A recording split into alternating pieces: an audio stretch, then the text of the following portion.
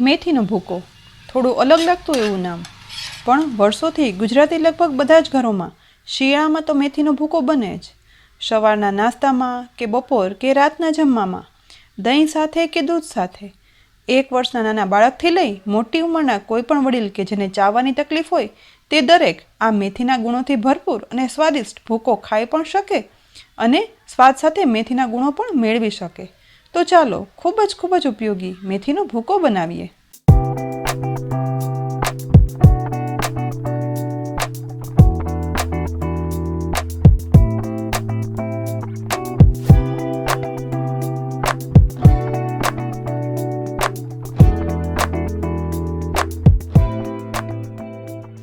મેથીનો ભૂકો બનાવવા માટે 100 ગ્રામ લીલી મેથીની ભાજીના પાનને ડાળખાથી અલગ કરી ઝીણા સમારી અને લઈશું. તેની સાથે 50 ગ્રામ ઘઉંનો કરકરો લોટ કે જે ભાખરી અને લાડવા લાપસી બનાવવામાં વાપરીએ છીએ તે લેવાનો છે. 50 ગ્રામ બાજરીનો લોટ લઈશું અને 50 ગ્રામ જુવારનો લોટ લઈશું. સાથે 2 લીલા મરચાં અને આદુની પેસ્ટ લઈશું. 3 ચમચી દહીં લઈશું અને 1 ચમચી સફેદ તલ લઈશું. હવે મેથીનો ભૂકો બનાવવાનું શરૂ કરીએ. જેના માટે એક પોળા વાસણમાં ઝીણી સમારેલી લીલી મેથી ઉમેરશું.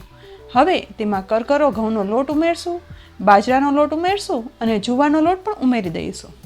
તેની સાથે તૈયાર કરેલી આદુ મરચાંની પેસ્ટ પણ ઉમેરશું. હવે સફેદ તલ ઉમેરશું અને લોટનો મસાલો કરશું.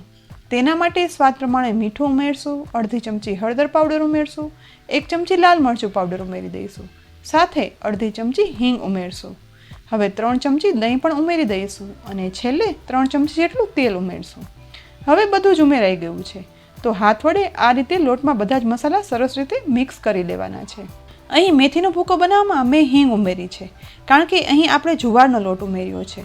આપણે બધા જાણીએ છીએ કે જુવાર છે તે પચવામાં ભારે હોય છે, માટે હિંગ ઉમેરીએ તો મેથીના ભૂકામાં જુવારનો લોટ ઉમેરેલો હોવા છતાં બાળકો કે મોટી કોઈ પણ ઉંમરના વ્યક્તિને આ મેથીનો ભૂકો આસાનીથી પચી જાય.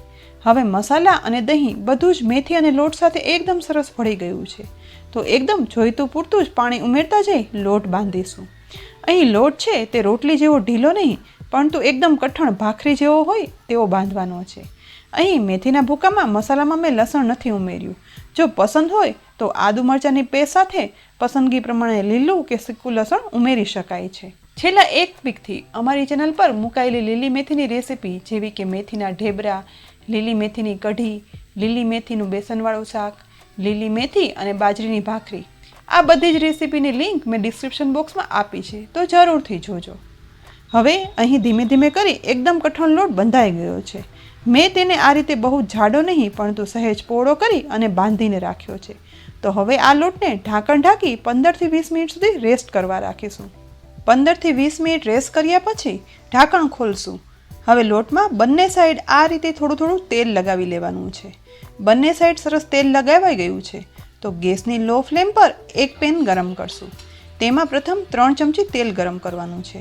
અહીં આ લોટને શેકવા માટે પહોળી અને ફ્લેટ પેન જ વાપરવાની છે. જો ફ્લેટ પેન ના હોય તો રોટલી શેકવાનો તવો પણ વાપરી શકાય છે. હવે તેલ ગરમ થવા લાગ્યું છે તો તેમાં તૈયાર કરેલો લોટ આખો જ આ રીતે રાખી દઈશું. ગેસની ફ્લેમ એકદમ લો રાખતા પેન ઉપર ઢાંકણ ઢાંકી દઈશું અને લોટ એક બાજુ ગોલ્ડન બ્રાઉન થાય ત્યાં સુધી શેકાવા દેવાનો છે. ધીમે ધીમે મેથી અને લોટમાં રહેલા પાણીના લીધે ઢાંકણમાં વરાળ દેખાય છે, તેથી વધારાના જરા પણ પાણીના ઉપયોગ વગર લોટ અંદર સુધી ચડી જાય છે.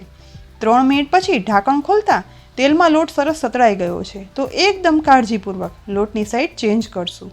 સાઈડ ચેન્જ કરતા જુઓ એક બાજુ લાઇટ ગોલ્ડન બ્રાઉન લોટ શેકાઈ ગયો છે, પરંતુ આપણે અહીં થોડો વધારે ડાર્ક ગોલ્ડન બ્રાઉન થાય ત્યાં સુધી શેકવાનો છે. હવે ફરીથી ઢાંકણ ઢાંકી બીજી સાઈડ લોટને શેકાવા રાખી દઈશું. આશરે બીજી 3 મિનિટ પછી ઢાંકણ ખોલી અને લોટની સાઈડ ચેન્જ કરશું. આ બાજુ સરસ ડાર્ક બ્રાઉન લોટ શેકાઈ ગયો છે. હવે લોટની અંદર ચપ્પુ ઉમેરી અને ચેક કરશું. ચપ્પુ એકદમ ક્લીન બહાર આવે છે, તેનો મતલબ લોટ અંદર સુધી સરસ ચડી ગયો છે. તો હવે સાઈડ ચેન્જ કરી તવેથા વડે આ રીતે ધીમે ધીમે લોટના ટુકડા કરતા જઈ અને છૂટો કરશું. લોટ અંદર સુધી એકદમ સરસ ચડી ગયો છે, માટે લોટ છૂટો કરતી વખતે ક્યાંય પણ લોટના ગાંઠા નહીં થાય અને આસાનીથી છૂટો થઈ જશે.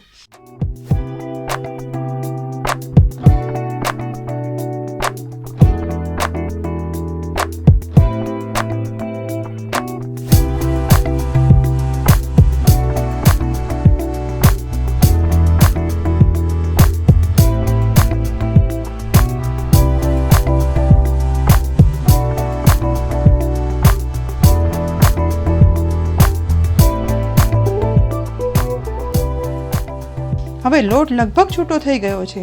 ફરી 1 મિનિટ ઢાંકણ ઢાંકી લોટ ડાર્ક ગોલ્ડન બ્રાઉન શેકશું. 1 મિનિટ પછી ઢાંકણ ખોલી અને જોશું લોટ સરસ ચડી અને બ્રાઉન થવા લાગ્યો છે. તો હવે ફરીથી આ રીતે તેને છૂટો કરશું. લોટ એકદમ સરસ ચડી ગયો હશે તો આ રીતે વધારે શેકી અને છૂટો કરતાં એકદમ સરસ ભૂકામાં કન્વર્ટ થવા લાગશે.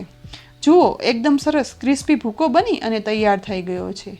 આ લીલી મેથીનો ભૂકો ગરમા ગરમ મેઇન ડિશ તરીકે દહીં સાથે પણ ખાઈ શકાય છે અને ઠંડો થયા પછી સાઇડ ડિશ તરીકે કે નાસ્તામાં ખૂબ જ સ્વાદિષ્ટ લાગે છે. અને જે વડીલોને ચાવવાની તકલીફ હોય છે તેના માટે તો ઉપકારક છે, કારણ કે લીલી મેથીનો ભૂકો એકદમ સ્વાદિષ્ટ તો છે જ, સાથે મોંમાં ઓગળી જાય તેટલો સોફ્ટ બને છે.